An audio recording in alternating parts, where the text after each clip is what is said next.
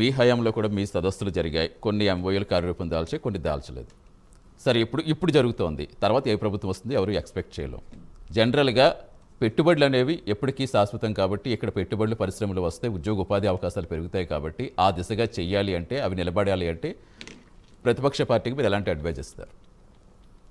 Sir ఇవాళ నన్ను చూసి రావాలి లేకపోతే చంద్రబాబు నాయుడు గారే ఒక బ్రాండ్, ఆ బ్రాండ్ని చూసే రావాలి కంపెనీలని మాట్లాడుతున్నటువంటి మీకు ఇప్పుడు చేసినటువంటి ప్రజా ఉద్యమం వల్ల ఆగిపోతుందన్న భయం ఎందుకు? మీకు చిల్లర రాజకీయాలు చేస్తుంది మీరు. ఆవిడ అడ్డొచ్చిందంటే అయితే మ్యూట్ పెట్టండి. నేను ఇంకా అవ్వనివ్వను, నేను అసలు అవ్వనివ్వను. పెట్టండి, ఆవిడ మ్యూట్ లో పెడితే మీరు మాట్లాడినప్పుడు అడ్డు రాలేదు. నేను వచ్చారంటే మాత్రం ఇంకా అస్సలు నేను డిబేట్ అవ్వనివ్వను, మీకు అడ్డుపడుతూనే ఉంటాను. మీరు డిబేట్ కి అడ్డుపడతారు, మళ్ళీ మాట్లాడితే మాట్లాడారు, సబ్జెక్ట్ మాట్లాడలేదు, సబ్జెక్ట్ అడిగితే సమాధానం చెప్పలేరు, మళ్ళీ నేను మాట్లాడుతున్నప్పుడు అడ్డు రాలేదు కదా. మీరు చెప్పండి, పెట్టారు, మీరు చెప్పండి, మీరు చెప్పండి, అంగోసారి మీరు చెప్పండి, మీరు చెప్పండి, మీరు ఇదే సరిపోతుంది సమయం మనకి, మీరు చెప్పండి. సరే సరే, మీరు చెప్పండి, మీరు ఆన్సర్ ఇవ్వండి. అలా కాదు, మీరు ఆన్సర్ చెప్తున్నాను. ఇవాళ మిమ్మల్ని చూసి రావాలి కదా, మీ మొహాలు చూసైనా రావాలి కదా. పాపం జగన్మోహన్ రెడ్డి గారిని చూసి రావట్లేదు, మీ మొహాలు చూసి రావాలి కదా. చేస్తున్న ప్రజా ఉద్యమానికి ఎందుకు ఒలిగిపోతున్నారు? రాష్ట్రంలోనే 18 నెలల కాలంలోనే వచ్చిన ప్రజా ఉద్యమానికి మీకు ఎందుకు అంత ఉనుకు? మీరు ఉన్నట్లయితే మీరు ఆంధ్ర రాష్ట్రంలోనే ఉన్నారా, ఇంకా పక్క రాష్ట్రంలో ఉన్నారా? నిసిగ్గుగా చిల్లర రాజకీయాలు అంటే చిల్లర రాజకీయాల కోసం మీరే మాకు చెప్పాలి. ఇవాళ మీరు 3 రాజధానులు మాట్లాడినప్పుడు వద్దని, అందులో మాట్లాడినటువంటి వైజాగ్ వద్దని చెప్పేసి ఇవాళ ఏమంటారు ఫైనాన్షియల్ రాజధానిగా విశాఖపట్నాన్ని తీసుకొచ్చానని ఎందుకు అంటున్నారు?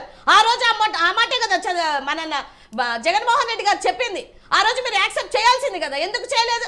ఇవాళ మీరు మాట్లాడుతున్నారు. ఏ రోజు జగన్మోహన్ రెడ్డి గారు కానీ వైఎస్ఆర్సీపీ పార్టీ కానీ వచ్చినటువంటి ఏ పెట్టుబడులని మేము వద్దు అనము. అలాగే మీరు ప్రజా సమస్యల మీద కూడా మీరు ఒక దృష్టి ఉంచాలి. మీరు ఇందాక ప్రైవేటీకరణ చేయలేదంటున్నారు, ఎందుకు చేయలేదు? టెండర్లు వేయలేదా? 4 మెడికల్ కాలేజీలకి టెండర్లు వేయలేదా? టెండర్లు పిలుచుకోలేదా మీరు? మరి కాదని చెప్తారు. ఇన్ఫర్మేషన్ తెలిసి మాట్లాడతారా, తెలియక మాట్లాడతారా? ఇవాళ ప్రభుత్వ మెడికల్ కాలేజీల్ని మీరు ప్రైవేటీకరణ చేయడం అనేది ముమ్మారు తప్పు. దాన్ని ఖండించాల్సినటువంటి బాధ్యత మాకే కాదు, ఇది ప్రజా సమస్యే.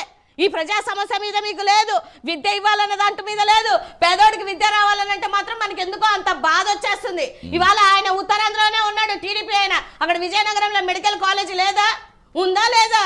దానికి మాత్రం సమాధానం చెప్పరు. అడిగిన క్వశ్చన్ కి సమాధానం చెప్పరు కానీ మళ్ళీ మల్లేశ్వర్ గారు అడిగారా? చెప్పండి రామ్మోహన్ గారు. ఇప్పుడు వస్తాను వెంకటేష్ గారు మీ దగ్గర. లేదు మాట్లాడదాం, వెంకటేష్ గారు జర్నలిస్ట్ గా మొత్తం అడుగుతాను ఆయన. కాదు కాదు, మీరు అడుగుతున్నప్పుడు ఆయన మాటలో వచ్చారు మధ్యలో.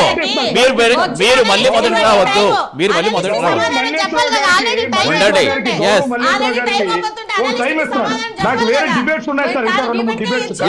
ఒక్క నిమిషం. గౌరవ్ మల్లేశ్వరరావు గారికి ఒక క్లారిటీ ఇస్తాను. నేను ఏమంటున్నానంటే, గౌరవ ముఖ్యమంత్రి జగన్మోహన్ రెడ్డి గారు కూడా గతంలో ప్రాజెక్టులు తెచ్చారు సార్.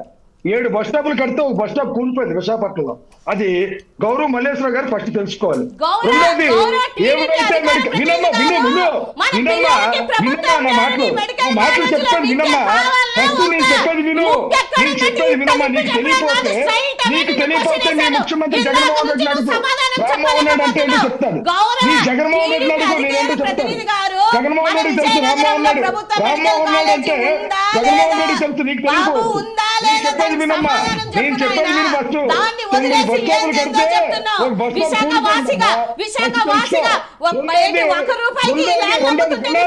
మీరు వినాలి. రెండోది, ఏదైతే జగన్మోహన్ రెడ్డి గారి తల్లి విశాఖపట్నం ఎంపీగా పోటీ చేస్తే ఓటు అని చెప్పుతో కొట్టి విశాఖపట్నం తరిమి కొట్టారు.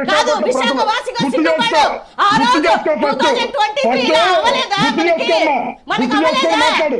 విశాఖపట్నం ప్రజలు ఒక మంత్రిని ఎక్స్ మంత్రిని పట్టుకొని కోడిగుడ్డు అని మాట్లాడుతున్నారు. మీ విజ్ఞత ఏంటి అసలు నాకు తెలియకడుగుతాను. ఇవాళ ఆ మంత్రులు మాట్లాడారు, మా మంత్రులు మాట్లాడారని మీ మంత్రులు మాట్లాడమంటారా? ఒక విషయం ఇవన్నీ common తెలియదు. sense. Right, right, right. వచ్చి ఏం మాట్లాడాలో కూడా తెలియకుండా ఒక్క నిమిషం మళ్ళీ వ్యక్తిగతంగా వెళ్ళదు. కాదు వ్యక్తిగతంగా వెళ్ళదు. ఒక్క నిమిషం ఇద్దరు ఆగండి. గంటలో నిన్ను ఒకే క్వశ్చన్ అడిగాను. 500 విజయనగరంలో కోట్లు ప్రభుత్వ పెట్టి మెడికల్ కాలేజ్ ఉందా ఇల్లు కట్టుకున్న లేదా? జగన్మోహన్ ఉందా రెడ్డి లేదా? ఒక దాని మెడికల్ మీద కాలేజ్ పిల్లలు పూర్తి మెడికల్ చేయలేకపోయాడు. చదువుకుంటున్నారా గౌరవ లేదా? మల్లేశ్వర గారు ముందు తెలుసుకోమనండి. అసలు నీకు గౌరవ ఏం మల్లేశ్వర గారు తెలుసు? నీకేం తెలుసు తెలుసుకోవాలి. స్వామి? ఇందాక నుంచి అర్థమైందా? కాదు ఒకటే పాయింట్ పట్టుకుని అలా కాదు ఇద్దరు ఆగండి పూర్తి చేసుకోలేకపోయాడు. మీరు- వాళ్ళు మాట్లాడిస్తే ఎందుకు సార్? వాళ్ళు కూడా మాట్లాడిస్తే అర్థమైపోతుంది. గౌరవ మల్లేశ్వర గారు తెలుసుకోవాలి. నేను ఒకటి చెప్తున్నా. Yes. నిజంగా కాదు. జగన్మోహన్ రెడ్డి కరెక్ట్గా పనిచేస్తుంటే విజయం ఎందుకు సార్ ఓడిపోతుంది రాష్ట్రంలో? ఈ జిల్లాలో విజయం ఎందుకు సార్ ఓడిపోతుంది? ఉత్తరాంధ్ర రైట్ మల్లేశ్వర్ గారు ఒకటే పాయింట్ పెట్టిన అంతసేపు అడిగితే మనకి దీనివల్ల డిబేట్ అవ్వదండి. మీరు అడిగిందని చెప్తారు. ఒక్క నిమిషం ఉండండి. ఎస్ వెంకటేష్ గారు ఎస్ అలా కాదు. మీరు ఎంతసేపు విశాఖ వాసికి విజయనగరం రాష్ట్ర వ్యాప్తంగా చెప్పండి. ఒకటే అడుగుతారు ఎందుకు? అవును తెలియాలంటే మీరు అదే అడిగితే కరెక్ట్ కాదు కదా. మీరు ఒకటే కాదు మీరు ఒకటే పాయింట్ పెట్టిన అదే మాట్లాడితే ఇంక ఉపయోగం ఉంటుంది. ఎప్పుడు జీవో పెట్టాలో తెలీదు, ఎప్పుడు వైఎస్ విజయవాడ పడినా తెలీదు, ఎప్పుడు బస్ స్టాప్ కూలిపోయినా తెలీదు, రైట్. ఎప్పుడు 500 Yes, కోట్ల వెంకటేష్ గారు. ఎందుకు వచ్చారో తెలీదు, ఎందుకు వైఎస్ విజయవాడ పడినా తెలీదు, జగన్మోహన్ రెడ్డి ఎన్నిసార్లు వైజాగ్ వచ్చారో తెలీదు.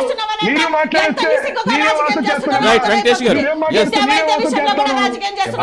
రైట్ రైట్ ఎస్ ఒక్క నిమిషం